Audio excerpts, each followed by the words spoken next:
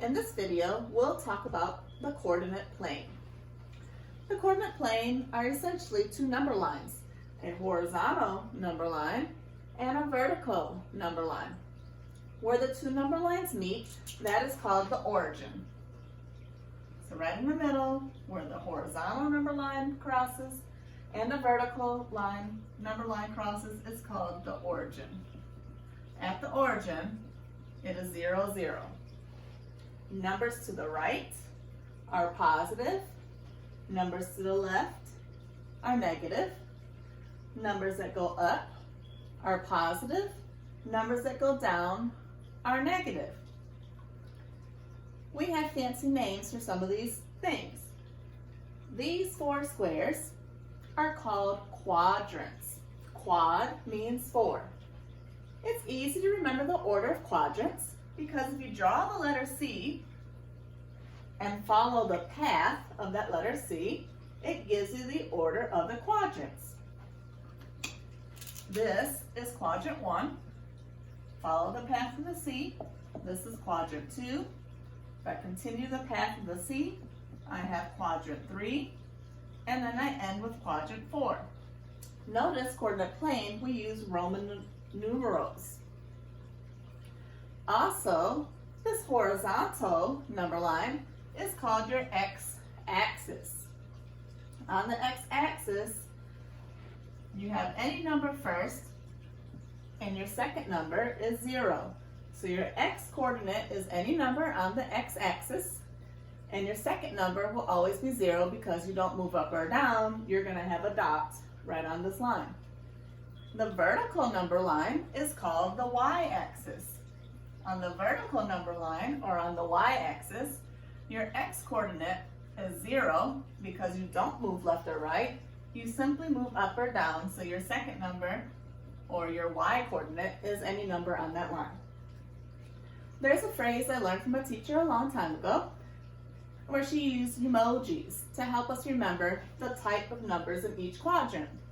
When we're in quadrant 1, we like to say all eyes open. When we're in quadrant 2, we like to say wink with your left. In quadrant 3, we say all eyes closed. And in quadrant 4, we say wink with your right. So you can kind of make it into a tune. All eyes open, wink with your left. All eyes closed, wink with your right. It's a good way to help you remember what type of signs are in each of the quadrants. So in quadrant 1, we always have positive x and a positive y value.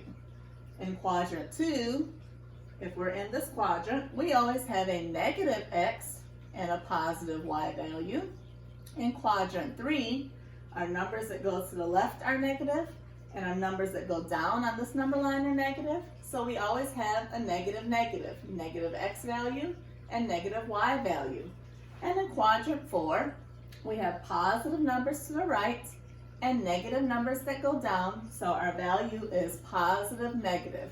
Your x is always positive and your y is always negative. We can use this information to help when they give us a problem. So for instance, if they were to give us an ordered pair of 5, 6, we ask ourselves, what kind of number is this 5? We notice it is a positive 5. What kind of number is this 6? We notice it's a positive 6. So I notice that I have positive, positive, which means I'm in quadrant 1. If they give me an ordered pair that looks like this, I see that I have a negative number and I have another negative number. So negative, negative, we know is in this quadrant as quadrant 3. So a lot of times they might say, tell me what quadrant this ordered pair is in. That is how you can do it. You identify what type of number you have and figure out what quadrant it fits. Another type of question they might ask is for you to actually graph the ordered pair. So if you have a coordinate plane and they say they want you to graph 2, 4. The first thing I can ask myself is what quadrant would I be in? I know I have a positive 2 and a positive 4, so I should be in quadrant 1. Positive, positive is in quadrant 1. I know that that is my x-axis and that is my y. I also know that x comes before y in the alphabet, and the same with ordered pairs. X comes before y in your ordered pair. Your x is your horizontal number line. That's what you have to plot first. And your y is your vertical number line. So my x tells me I need to go to the right 2 spaces. You always start at the origin. That's your 0, 0. And I have to go to the right 2 spaces. And then I have to go up 4 spaces. So I go over 2, up 4, and put my dot. That represents the ordered pair 2, 4. You must remember to crawl along the x before you stand up and walk along the y. Let's try to graph another pair. This time we'll graph -3 and +2. A negative and a positive tell me that I'll be in quadrant 2. Again, you're going to start at the origin. I have to go to the left 3 spaces. 1, 2, 3. We're going to go on the x-axis first. We're going to crawl before we walk. And now we get to walk or stand up on the y-axis to +2. +2, I go up 2 spaces and put my dot. So that dot or point represents the ordered pair -3, +2. Let's try one more.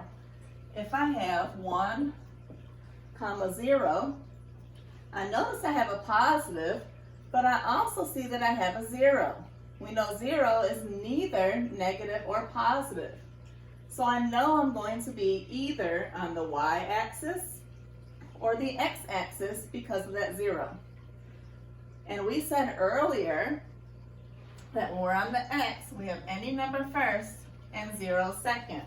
When we're on the y, we have 0 first and any number second.